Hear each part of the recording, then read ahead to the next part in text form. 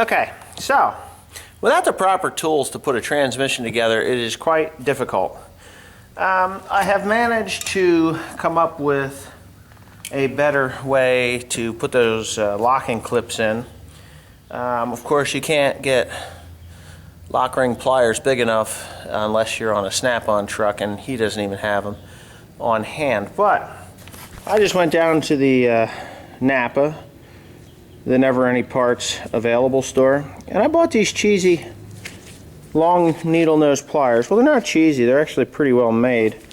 And I cut these notches into them. Well, let me see if you can see that.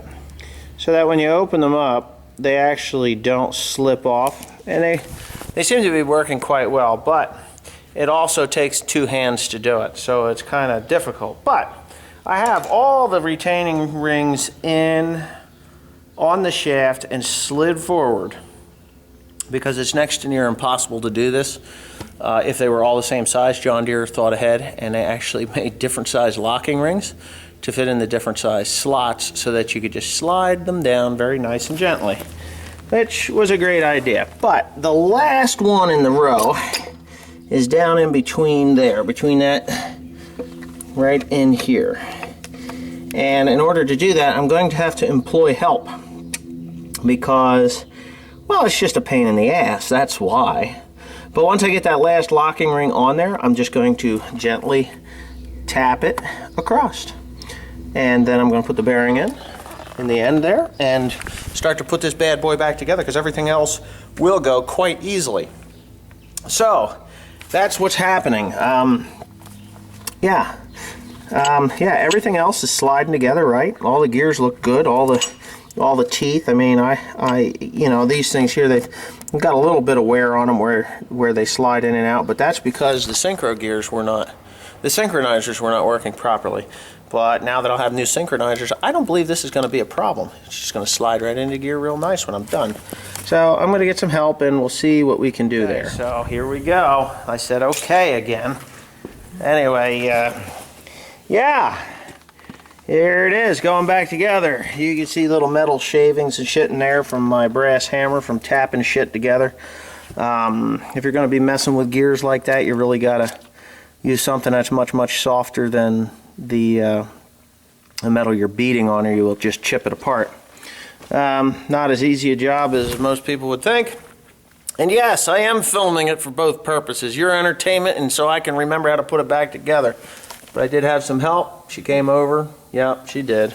And she helped me. What the hell were you doing? Shimmy those. Oh, shimmying these gears on there. Yeah, she was holding one part and I was beating on another till finally I figured out that, well, one of them little snap rings that goes on that shaft had kind of gotten cattywampus in there and was not allowing me to slide it on smoothly.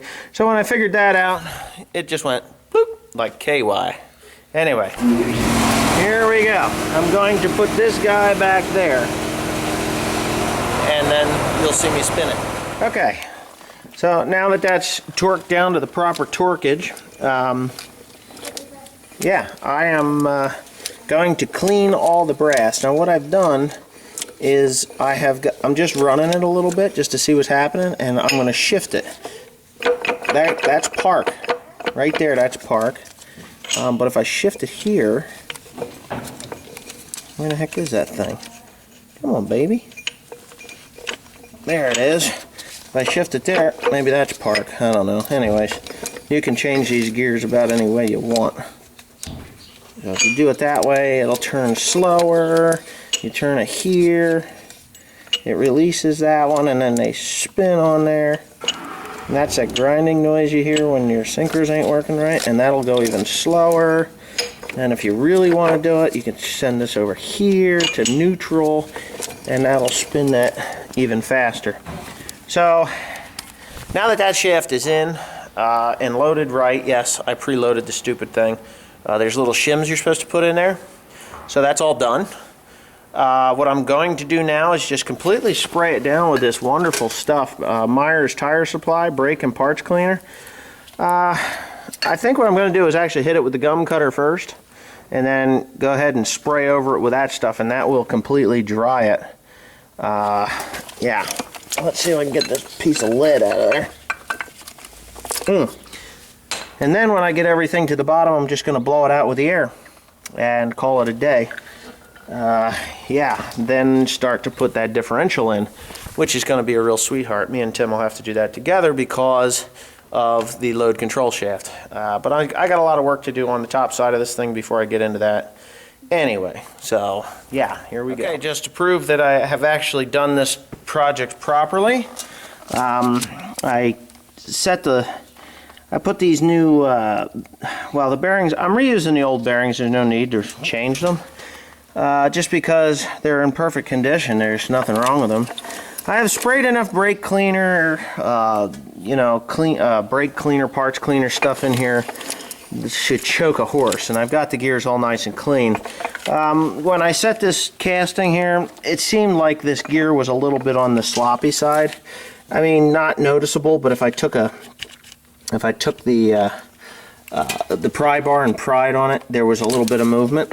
So I don't have the proper tools, but anyways, there was this tiny little shim in there, so I removed it, and it seems to have loaded the shaft just fine, I think, anyway. I mean, yeah, I think that it's perfectly fine. This one here, there's absolutely no play in the new one because I did that before I put the gears on. I just, you know, tightened her down to where it should be. There's a shouldered thing there.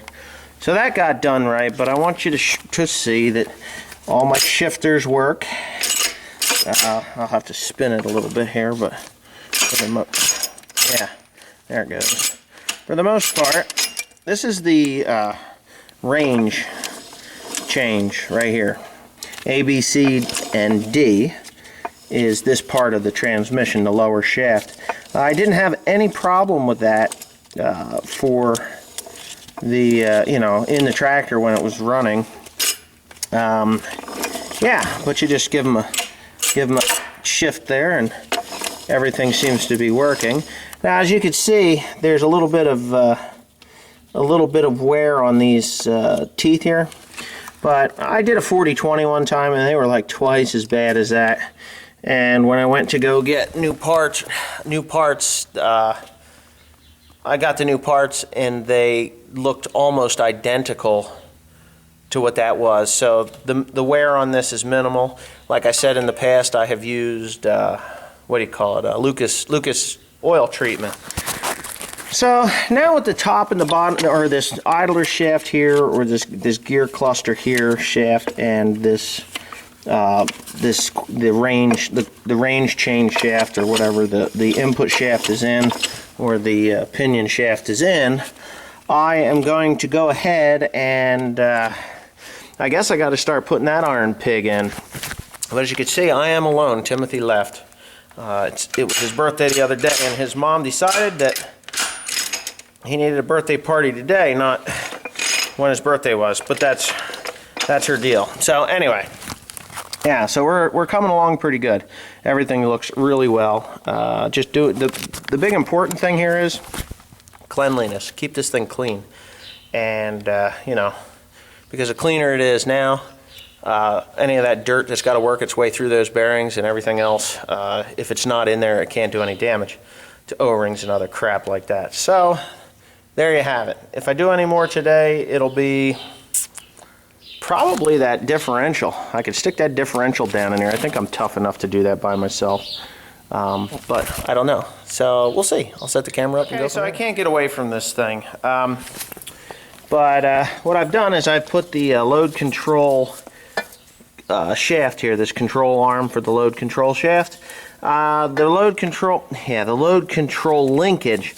The load control shaft goes in the bottom there, but I can't do anything with that until I get the differential in, and then I have to actually pull the drawbar. And in order to do that, I have to pick it up and pull the drawbar, and then that will fall away. What the hell do you want to call that? That's a linkage for the lift arms, or pull arms as they call those. So what I'm going to do now is actually wrestle this bugger in place so that I can, you know, get on with the day tomorrow. So anyways, I'll put it in there right now, I think. Let's see if I can do this myself. If not, well then, see what kind of muscle I got. Either that or I'm going to bust a nut and end up in the hospital with severed fingers, which could possibly happen. I'm going to try not to, though. Well, I'm about out of battery, but I'm going to try this anyway. These are the test knots out of that BB9080 baler. They come with the baler when you buy it. So, figured if it's strong enough for a test knot, it ought to be strong enough for this. Okay, now where is them gloves? How do I do them damn gloves? Huh. I know I'm not that retarded. We're out of time here. Ah! Whatever.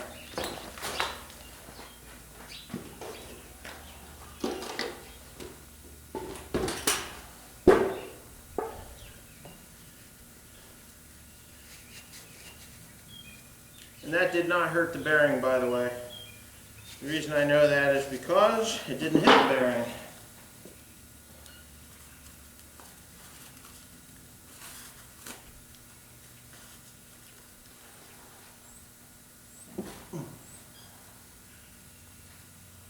It hit the shaft there. Okay. Now, when you're alone and you're doing shit like this, just be careful. That's all I can say. Like I said, Tim's not around, so it's kind of, it'll be one of these kind of fly-by-night operations here. Okay.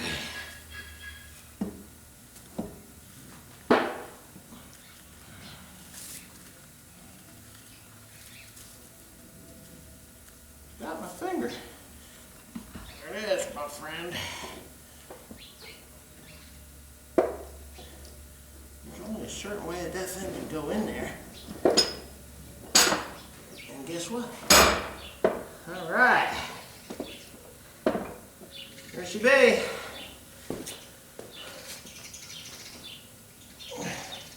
Cherry picker my ass. I think somebody said, oh yeah, he shut the camera off and used a cherry picker. Nope. And that noise you heard was actually the differential hitting the power takeoff shaft. I will show you that, like right now. Yeah, the power takeoff shaft down here, it was just a differential. I did not hit the pinion gear, or the ring gear, pinion shaft. That slid on there and meshed up perfectly. Yeah, see the shaft down there at my fingertips? Maybe you can't. But that's it. I'm about out of battery, so this should be a pretty cool video for y'all. I'm going to go ahead and put those those bearings in on either side. I have to clean them up and then Loctite them as they go in. So thank you for watching, and yeah, I might as well add this to the video. Yeah, I got the differential all bolted back in there. My battery's gonna die, but I figured I would demonstrate the awesomeness of the new set of gears as she spins and turns very nicely. All the grease goes through it, and there's no spots that it hits that I can see on the ring or pinion. So that sounds to me like a successful install of that. Can't hardly see it, but anyways, tomorrow, ooh, this is next. This is a synchronizer. What I'm going to do is I'm going to go over to my local auto parts place, and we're probably going to end up taking it off at this end. I'm not sure the end I want to take it off of. Probably, I don't know. I'm going to have to see. I'll probably take it off at this end, to be honest with you.